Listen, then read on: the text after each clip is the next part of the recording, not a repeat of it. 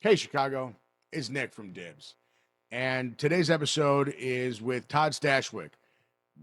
It's a special one. We were live on stage at Star Trek to Chicago 2025, thanks to Creation Entertainment and Ryan Husk, who made it all happen. It's the end of a journey for me that started 8 years ago on an operating table with me having emergency surgery and dying. I had my intestines had ruptured. I'd gone septic. They took my organs out, put my organs back in. And I don't mean to say this diminishingly, but it's a long story. And the main point that you need to know is that I never dealt with it mentally. And that cost me in the end, especially during lockdown being alone. At the end of all of it, when therapy had finally started to pay off, randomly, through fortune maybe, Star Trek returned with a Next Generation reunion. That shit. And for at least an hour a week, I wasn't miserable. For 7 years, every day was worse than the last one. And for just a little bit, it wasn't that way. In the fourth episode of the show, Todd Stashwick has a scene as Captain Shaw where he reveals the source of his trauma. And it's an amazing scene and an amazing performance.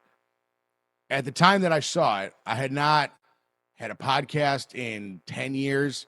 I had kind of given up on that dream. But during a scene, he refers to himself as just some dipshit from Chicago. And out of my mouth, apropos of nothing, I say, I want to interview that guy. At this point, I'm not the lowest that I've ever been in my life. That was a couple months earlier, but I'm pretty low. And I'm still not feeling great. I'm still in pain every day. Nothing gotten resolved in that way. I'm just mentally handling it better. But fast forward 18 months, and thanks to all of you who have followed us on this journey with DIBS, we put a little bit of a following together. So I reached out to Mr. Stashwick and to the convention people. And despite 8 years of misery and pain and however the hell else you want to phrase it, I walked out on stage a couple weeks ago at a Star Trek convention to a room of cheering fans and got to sing Sweet Home Chicago on stage with a Second City icon. Life's pretty good sometimes. Don't give up. It can literally change in a day. I say it a little bit later, but just for the sake of fun. This week, we got dibs on Todd Stashwick, and I am so excited for you to be able to see this. Without further ado, let's welcome Nick Sorrentos to the stage. Hi, everybody. From DIBS. So I work with Chicago History. It's a social media company. I host a podcast called DIBS. It's a show that celebrates the people and the institutions that make this, quite frankly, the greatest city in the world. So there it is. Let's hear it, Chicago. Here's the thing. I grew up about 7 minutes that way. When I was 3 years old, that man, my father over there, introduced me to Star Trek. And since then, this has been my religion. It's Sunday morning. Welcome to church. Can I get an engage? All right. Here's how this is going to work. I'm going to bring him out in a second, ask a few questions. We're going to turn it over to you because that's what we're all here for. But please, make a lot of noise for this man because we're going to give him the hometown hero's welcome he so rightly deserves. Also, we're partnering today a little bit with a charity he works with called the Pavlov Foundation, PABLOV.org. They do a lot of work with kids with cancer. It's a wonderful organization. Check it out and please donate. Now, he doesn't need much of an introduction in this town. But since March of 2023, I have dreamed of saying this exact thing. Everybody out there, please make a lot of noise. He's just a dipshit from Chicago, Mr. Todd Stashwick!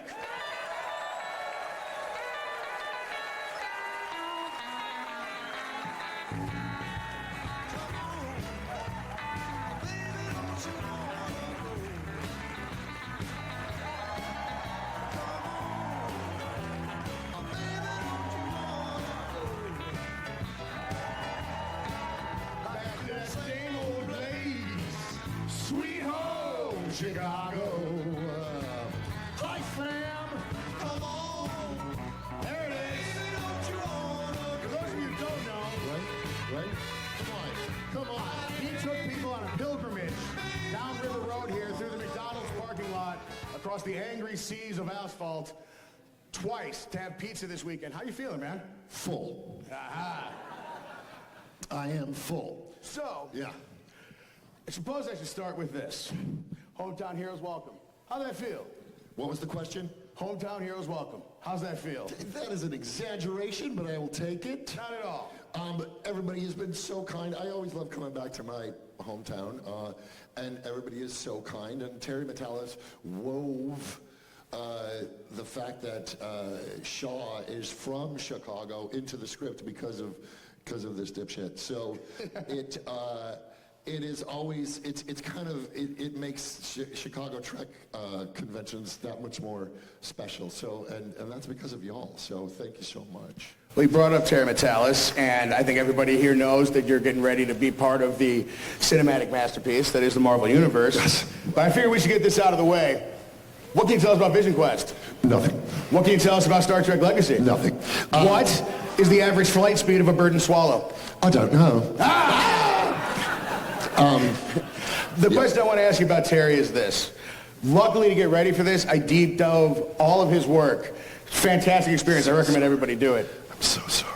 No, man, you're awesome. Justified, you're very sadistic. It's kind of scary sitting next to you. I got hit by a car twice on Justified. That is true. I professionally die, folks. It's under special skills. Yeah. So, season 3 of Picard, I think we could all safely say that the word that comes to mind is acerbic for Captain Shaw. Deacon's just a jerk.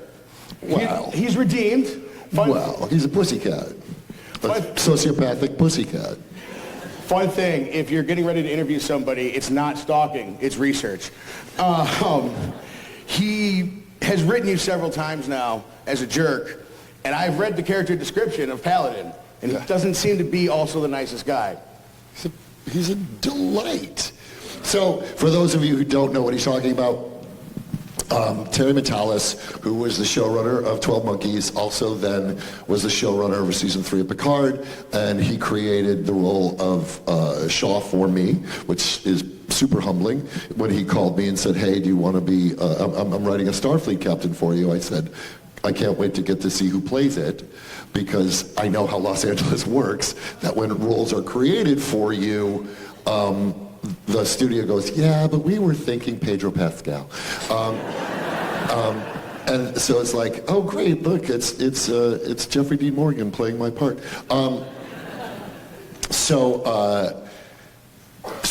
But he was a man of his word, and then put me on that, and then Kevin Feige of Marvel fame, loved, big Star Trek fan, loved season 3 Picard, and then struck up conversation, struck up a conversation with Terry, and that led to him doing Vision Quest, and then the role of Paladin was Terry invited me to come play the role of Paladin. Now, if you're a Marvel fan, Paladin is like a bounty hunter mercenary in the Marvel universe, and so it's all still in my wheelhouse. It's like they're all variants between Deacon, Shaw, and Paladin. They're sort of all variants of each other. From the very reliable source that is Wikipedia, I offer you this excerpt on who Paladin is. You tell me if this is a Terry Metalis, Shaw-type character. Paladin had exhibited a certain amount of honor in some cases. For example, he was once hired by a corrupt government to assist rebels as part of a sting operation. He aided the rebels in a bomb-laying operation at a government facility. When the rebels were caught, his government handler remarked how lucky they were that the bomb had not gone off. Paladin replied, would you actually like to? Hearsay. I don't even know where I can't. I'm sorry, that would have been extra. No, you finish it. Fair enough. But anyway, yeah, look, if it's a role that Terry and I are collaborating on, there's certain vibes to be expected. That's all I'll say. That's all I'll say. For those of you who don't know, Todd here is a graduate of Second City. Does everybody know what Second City is? When you come back to town, do you ever get to reunite with any of your castmates, or is it a thrill for you to come here and see anybody? Well, all my castmates are in Los Angeles now. So that's sort of what happens is somebody should answer that. All of our castmates, that Second City is often it's a jumping off point, right? And so, and I was there when I was a kid. Like, I left Second City when I was 26. So, and then all the people that I was performing with at the time, some unknowns, like this guy, Stephen Colbert, Steve Carell, Adam McKay, Tina Fey, Amy Poehler, Horatio Sanz, Rachel Dratch. So that was my era of Second City. I hope things work out for them. Fingers crossed, those some talented people, I think they'll finally make something of themselves. But then what was wild for me is they locked and loaded into this just very rigid, not rigid, but very specific comedy path. And they kind of white-knuckled this wonderful career, and now they've shaped the entertainment comedy industry in so many ways. But I was like, yeah, but I also, outside of doing comedy, like Dharma and Greg, Will and Grace, I also love doing genre. I love doing Supernatural. I love doing Buffy. I love doing Law and Order. I like doing The Riches. So as a kid, I was as much a comedy nerd, hence, you know, our mutual appreciation for the Python. I was as much a comedy nerd as I was a sci-fi fantasy nerd. And so, you know, I spent a lot of my life just, as I've said before, either trying to be Han Solo or Peter Venkman. And so I either want to be Bill Murray playing Han Solo or Harrison Ford playing Peter Venkman, and I think it's working. It is. I would call it successful. What do you all say? I think it's working. Dogs and cats living together. Mass hysteria. Yeah. Getting ready. Let's do the rest of the interview. Here's Bill Murray. We'll just sit here, and I'll just do Bill. Are you going to steal my French fries and then tell people I won't believe it ever happened? Famous Murray story. You've earned this. Yeah. The Second City of it all, going to be into this, you've now managed to work in genre for almost 25 years. Oh, good Lord. Now I'm tired. I guess what I really want to know is when you're getting ready to do all this stuff, you have all this improv training, you have all this Dungeons and Dragons stuff that you also do. Mm-hmm. Where do you pull your improv more from, do you think? On set or when you're playing a dungeon master? Well, here's another way to put it. Because a lot of people ask me, like, how much does your improv inform your X, Y, or Z, your acting? When a person is learning to be a carpenter, and they learn to hammer nails, right? And they learn to saw, and you learn to drill, and you learn to measure and cut, and all of the things you need to do as a carpenter. Their body is physically developing muscles. So when they're sawing, they might be using some of the same muscles they would be using to hammer. When they're measuring, they're using the same muscles they use to saw. And so I couldn't tell you, because it's all part of the toolbox that I use to perform. Improvisation is just listening and having a thought based on what the other person just said and having that inform your next moment. So, you know, I had a buddy, Jay Lacopo, who once said, acting is just improvising, but you happen to be saying what the writers wrote. So there's all this stuff happening under the surface. That's improvisation if you're in the moment. If you haven't just like decided on a line reading, then you're just a parrot and trying to like reproduce the same performance. But that's, to me, not acting in the moment. So improvisation is no different than acting. Dungeon mastering is no different than improvising. I'm listening to the players and I'm responding in the moment. So it's all kind of the same set of skills. Now the differing set of skills come with like, I'm going to use an accent for this. I'm not going to use an accent for that. Like my character holds his body this way. There's other technical things that one does. But the improv of it all is never not in the work at all times. Okay. One thing about this weekend, I gotta say, if you guys didn't get a chance to do any of the food experiences, you should do it. It's a great time. You get some fun stories. Yes, again, Giordano's yesterday. Twice. Again, I don't know how you're not just still asleep. Oh, I'm asleep. This is, you are all in my dream, and you're naked. On Friday at the pizza dinner, lunch fest. We did a lunch, yeah. We did a lunch. You brought your friend Bill, who's the major collector from all the... He's a big D&D guy, yeah. Yeah. One of the things I think that's impressed me so much with you is how kind and generous you are with your time, give everybody their moment. And the reason I think you do it, if you want to see him light up as like a little kid, start talking to him about Gary Gygax and Lake Geneva. And I was wondering if you could go through just your early history with D&D and how you kind of grew into the Dungeon Master Extraordinaire who plays D&D.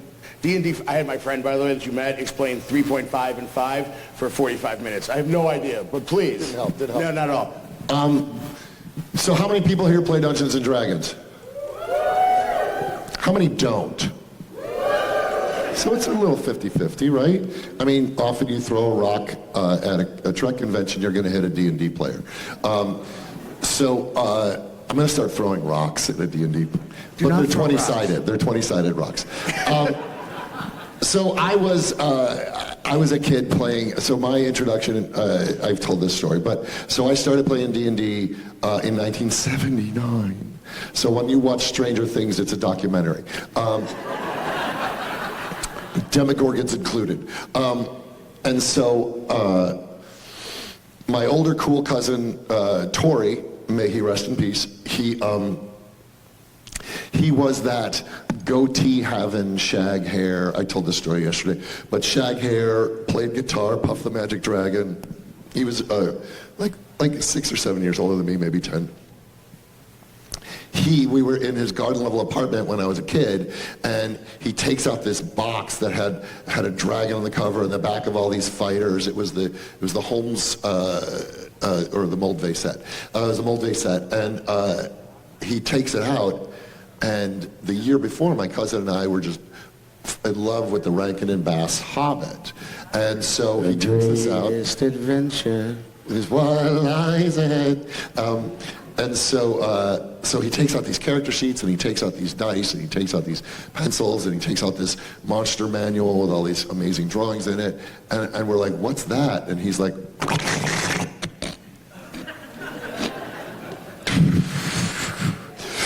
this is Dungeons and Dragons. I'm like, what does that mean? He goes, it's a game, and you play it. I'm like, but I don't see a board. I don't see pieces. He goes, well, it's like in your imagination. And you know the Hobbit cartoon that you watched last year? I'm like, yeah. He goes, it's like playing that. I go on. And so by 1979, it was a brush fire amongst all of us preteens, and especially in the Midwest, because you may or may not know, Dungeons and Dragons was created in Lake Geneva. It's a claim to fame, yeah. And it's sort of the mecca of D&D, and there's, the Gygax house still stands, and it is now kind of a museum. You can walk through the house that D&D, and for a nerd like me, keep the Vatican, I want to go to the Gygax house. Like, these are sacred moments. When I was in London, I took it, you could show me Roman ruins, but I'm going to the grave of Tolkien. I'm going to walk to the house that Lord of the Rings was written into. These are the things that are part of my blood. And so my cousin and I would go to camp at Covenant Harbor in Lake Geneva, and then we found where the Dungeon Hobby Shop was on Main Street, and we snuck out of camp and we walked to the Dungeon Hobby Shop. And again, this is a story maybe repeat for some people, but in my 11, 10-year-old brain, I'm like, there's going to be a drawbridge, and there's going to be torches, and it was wire racks and nerds, but it was still it was ground zero for the hobby that meant so much to me. I started the D&D club in my junior high school. There's a black and white group picture from 1981 or 82 of me in a sweater sitting amongst them just the boss. of the group. My cousin and I like petitioned to start it, and we did a commercial for it on the morning PAs, like, attention students. So I got my tape recorder, and I had a copy of Castle Walls by Styx. So I pushed play and held the PA mic to it. So like, do do do do do do do do do do. You're walking through a forest. Two skeletons jump out of a tree. What do? Find out at 3 o'clock in the library. You teased a D&D game. Dude, of course. I was in showbiz back then. I have to stand because I'm working pizza through my system. It's all good. I'll stand with you. So then I played the game pretty hard. They're like, done. I don't want any more pizza talk. We are out.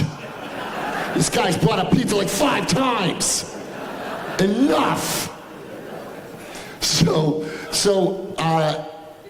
But then I went to another camp where the counselors convinced me that D&D was of the devil.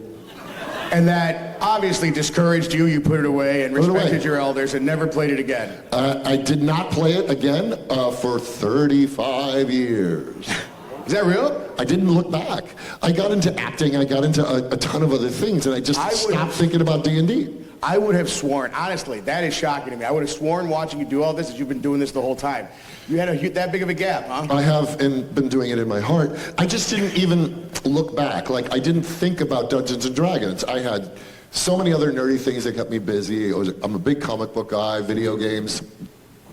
I just didn't think about D&D anymore until I was at an audition and I heard another actor, Abraham Ben Ruby, who was on ER, amongst many other things. Parker Lewis Can't Lose. And he was like, oh, I was up late with Lillard playing D&D, and this was like 2012. I'm like, you were doing what? He goes, playing Dungeons & Dragons, and I was like, go on. And so that whet my appetite. I went back and I bought all my books on eBay just to smell the pages and look at the crappy drawings. And I say crappy, but they're so near and dear to my heart. And they were drawn by like teenagers, by the way, because TSR didn't have the money to pay like legit artists back in the late 70s. And a lot of those artists are now amazing, and their stuff goes for $40,000. I then sort of slowly got back into the hobby. I announced I want to play D&D on Facebook, and my buddy Yuri Lowenthal, he's the voice of Peter Parker in the Spider-Man games, shows up there's one guy that's the heart of Spider-Man. Woo, have you spiders? Crawls on walls. He's a spider, hyphen, man.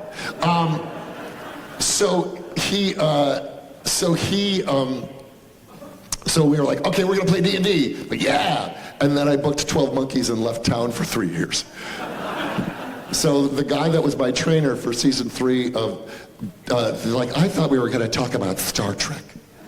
We'll get there. I thought they're leaving because they're like, I don't want to hear about this dragons and trolls. I don't care, nerd. Just let's go to white chocolate mocha latte and go visit Christina Chong. That's not PTSD from being bullied as a kid at all, but manifesting right there. So the shorter version is the guy that was training me for 12 Monkeys was a DM and then got me back into the game, and I've been like locked and loaded since 2017. And now I've started one company called the nerdcircus.com where t-shirts and things are available. Really cool merch, guys, awesome stuff. Yeah, I wrote a D&D themed cocktail book called Mystic Libations, and then I have this whole other... We're going to talk about that right before we get to the Trek. You started something called Progcore. Yeah. Let's talk about it just a little. I'm sitting again, Nick. Well, then I have to sit, otherwise So tell everybody about Progcore before we move on to the Trek. So as I had said before, I was a kid of the late 70s, early 80s, and if you grew up in, how many people know what I'm talking about when I say that? How many people were born around 75 at least? Okay, 78? Just gonna keep going. I was born in 1968, so the Beatles were still together. I broke them up. A lot of people don't know that. Yeah. You and Yoko. It was me. I'm their Yoko. And so my vibe of D&D and dark fantasy kind of was, those seeds were planted there, as I had mentioned, the Rankin and Bass Hobbit, and Bakshi's Lord of the Rings, and Excalibur, and Dragon Slayer, and Legend, and Labyrinth, and Dark Crystal, and we were listening to Yes, and Styx, and Kansas, and Zeppelin, and Rush, Pink Floyd. So that's what we were listening to. These were the movies we were seeing, and then we were playing D&D. And D&D was brutal and wondrous, and it was a dark game, kind of, and it felt like the Dark Ages. And D&D through the years, it gets informed by other things. It's now more informed by anime. It's informed by Final Fantasy. It's not nearly as brutal, and D&D sort of feels like the Italian Renaissance as opposed to the Dark Ages. That's sort of the vibe of the Forgotten Realms. And so we wanted to create a book that gave people a way that they could try the game through the lens of the late 70s and early 80s vibe. And so because of all the prog music that it informed and that vibe, that sort of arcane, dark, mysterious, dangerous, wondrous vibe, we called it prog core. So it's a way to play, and it's also it's a genre, like saying steampunk or cyberpunk. Prog core is a genre. But we also then were like, well, we need to create a world for you to play in. So we created the Dark Age of Fear, which is, if you guys saw the charity D&D game I did with Jerry and Melissa and Eugene and Terry a couple weeks ago, raising $43,000-ish for childhood, to fight childhood cancer. Pablov.org, Pablov.org. Please check it out. Donate if you get a chance. Yeah, it's all because of you guys. I mean, it's all because of the Star Trek fans that showed up to watch and donate and help the kids. So we did a Kickstarter a year ago, June, that's raising money to build all these things, build a book, build an album. We've got a musician named Jason Charles Miller writing original prog songs. We've got, we just shot an actual play in my nerd lair where we set up 7 cameras to capture D&D over 2 days, 12 hours each day. We're gonna edit that down so you get sort of the fly on the wall experience. We have a candle. We made a candle. Doesn't smell like my nerd lair, but, which is just bourbon and popcorn. Those are not bad smells. Not bad smells at all. Oh, I think I should make a candle called the Nerd Lair that smells like bourbon and popcorn. We're not allowed to be creative on stage. You're gonna give ideas. I can't help it. Oh, well, he's just always going, man. And so we did this big project and we funded it, $160,000 to make all these things. We're doing an animated short. We wanted to create all of the experiences that we experienced when I was a kid, like watching the cartoon and listening to the album and playing D&D. We wanted to do that all, and people seem to want it too. So I'm excited. All right, we're going to turn it over to you guys in a minute. So anybody has any questions for Todd here, please get up to the sides. We got microphones on both sides if you guys want to ask anything. But before we do that, I end our podcast with 5 rapid-fire Chicago questions. I'd like to go through them with you if you don't mind. All right. I will probably know none of them, but go. Oh, no. These are opinion questions. Oh, it's not trivia. No, I wouldn't do that to you. Like, what was Jane Byrne's birth weight? 7.5 pounds. See, he would know. Yep. All right, first question. Ketchup on a hot dog, yes or no? Ketchup on a hot dog. Well, not a Chicago hot dog. Well, a veggie dog for you, actually. But not a Chicago hot dog. Absolutely not. No. Do you have a Chicago dog, or do you do your own thing? Listen, I am not food territorial. Fair enough. I have lived in a lot of places, and I understand why people get very protective over their foodstuffs. But it's a big, cynical world, so let's celebrate each other's everything. So if you want to put ketchup on a goddamn hot dog, put ketchup on it! Very good. All right. Second question. Based on yesterday, I'm assuming I know the answer for your own sake, but deep dish or tavern? I'm a deep dish guy. Are you really? Yeah. Okay. I mean, but again, if there's crust, sauce, and cheese, it's in my hole. I like pizza. So back to C, answer A. If you want to like flat crust pizza, eat it. If you want to have what other people call a casserole, eat it. It's pizza, and it makes my face do this. Yeah, Makes me smiley. No one's sad eating pizza. No one's sad eating pizza. There is except Chicago Sad tagline. Joe. Sad Joe gets very sad eating pizza. We should I just take created that a up. character. It's going to be a one-man show. Going to do it at Drury Lane, Oakbrook. Every city in Chicago sign should just say nobody's sad eating pizza. Sad eating pizza. So normally we do cup socks, but I know you're not a sports guy, so I'm going to switch it to this. Yeah.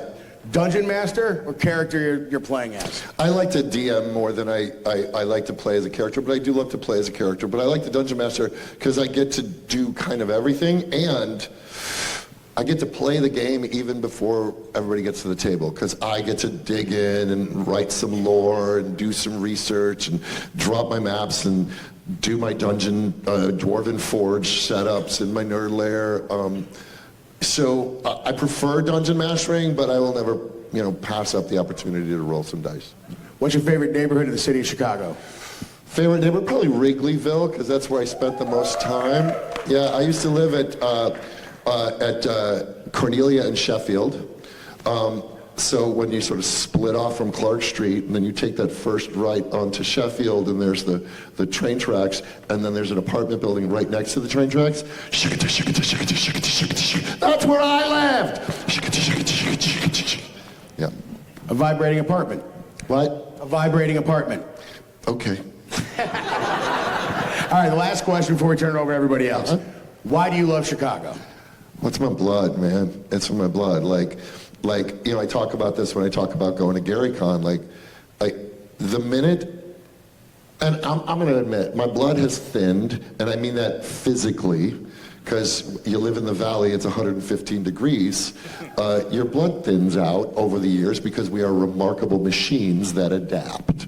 And so, the biting cold right now is harder for me, but the minute I get off the plane and just that level of humidity, that crisp in the air, because I often come in the winter, and that a little bit of moisture, the smell of the air off the lake, it's home, right? This is home. I started, I get a little choked up, but my friend Megan Schumacher, who's also my manager, and she's married to my best friend from high school. And she goes, "You're living the dreams you dreamed in Chicago. These are the dreams I dreamed." I remember when I first finished college and I would get off the train, and I finally moved downtown, and I would get off the train because I worked at the Hamburger Hamlet, and I would see the Hancock, and I was just like, I'm in the big city, man.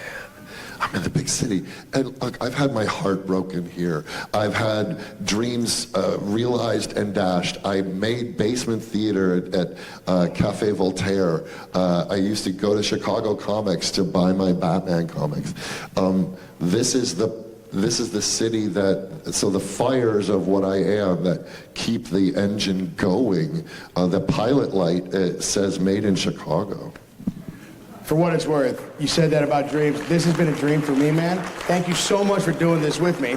Now, we're going to turn it over to everybody, and I just got to say, I think we're going to start with Rutherford over there, because that is an incredible costume. Props, man. Thank you. Sweet. So, Todd, it's so nice to see you out in Chicago again. Here's my question for you. You were mentioning, playing video games growing up and things like that. So I am curious. One, what was the first video game you remember playing? And two, are there any video games that you are playing right now? Yeah, Telstar. Telstar Pong. Laugh of recognition. Telstar Pong was my first video game. And then somehow, then we got the Atari 2600, and we bought that this was Pac-Man. Gang, gang, gang, gang, gang, gang, gang, gang, gang, gang, gang, gang. that was somehow Pac-Man. We're like, it's exactly like the game. It wasn't. And then Pitfall, which somehow we were like, this is exactly like Raiders of the Lost Ark. Exactly.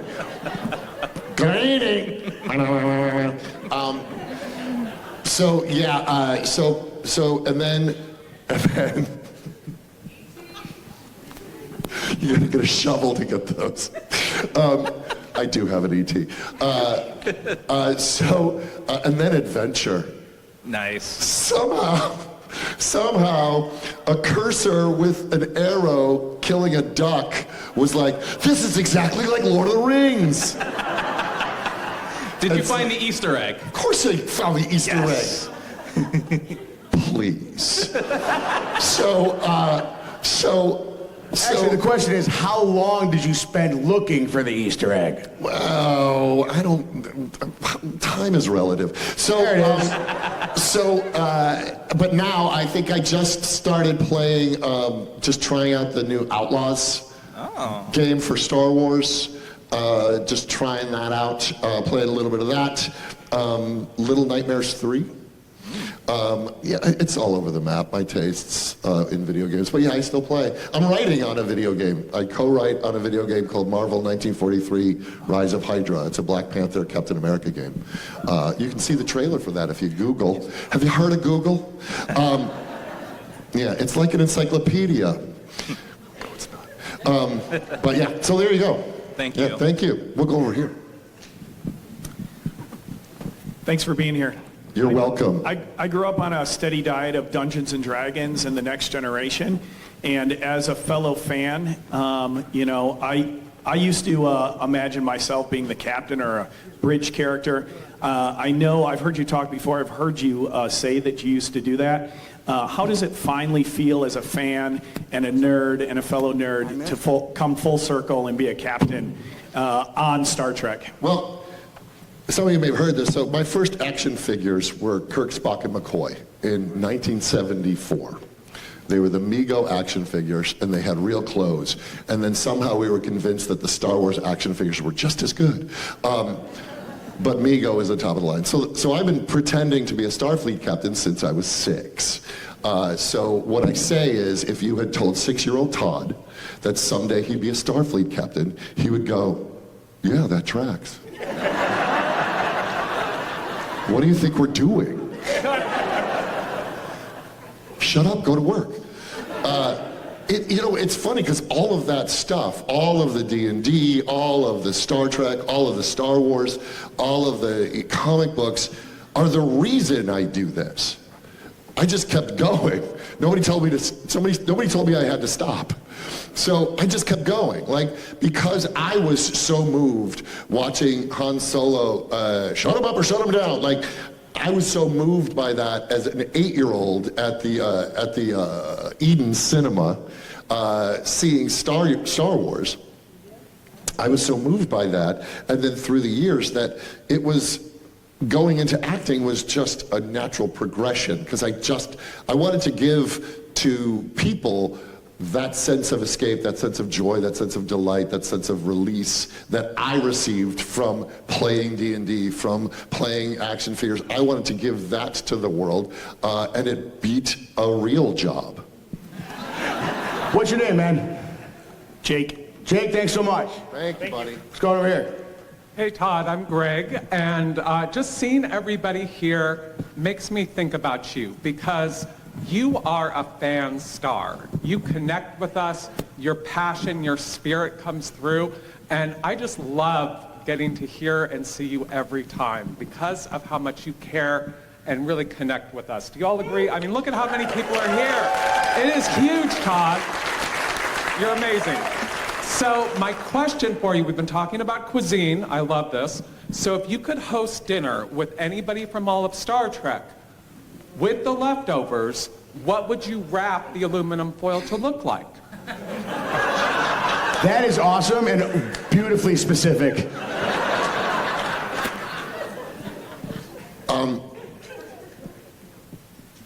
Pike's hyperbaric chair. Oh, I love it. Because the food is probably burned. Too soon? Too soon? Sorry. So sensitive. We exist in a world where it's both too soon and not soon enough. What's your name?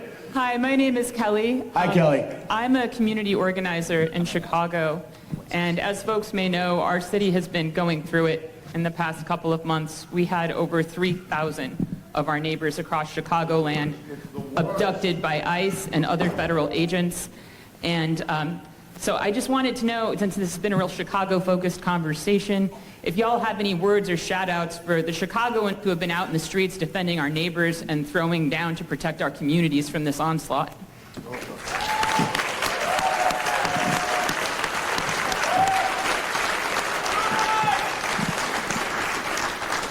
So,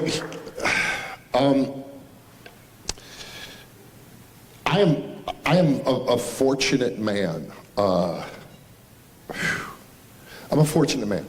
And I'm gonna connect this to something, and it'll wind back to answer your question. Much of what I do is make believe. Much of what I do is written by someone else and put in my mouth to send out to you all. I have not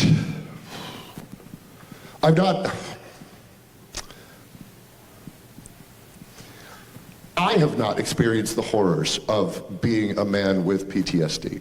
I have not experienced the horrors of being a man in war. I have not experienced the horrors of struggling to take my family someplace safe and try to figure out how to move forward in this world when the odds are stacked against me. But I play it on TV. And I get this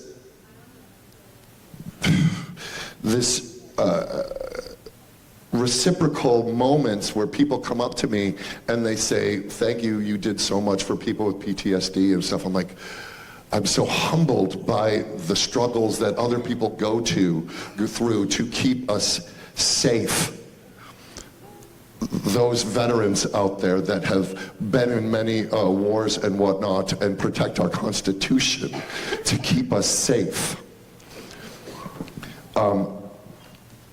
So the people that are boots on the ground that aren't even sworn in, there aren't even sworn in deputies or military people that are there to protect our Constitution are out on the streets of Chicago protecting our Constitution because people are being taken unconstitutionally. It's a civil offense. It's not a federal crime. This is I'm probably overstepping, but not in this town. But what I've seen in America and across the world is this fight against this fascistic behavior. I'm seeing Americans coming together in communities, my hometown, to protect their neighbors because it doesn't matter where they came from, they're my neighbor.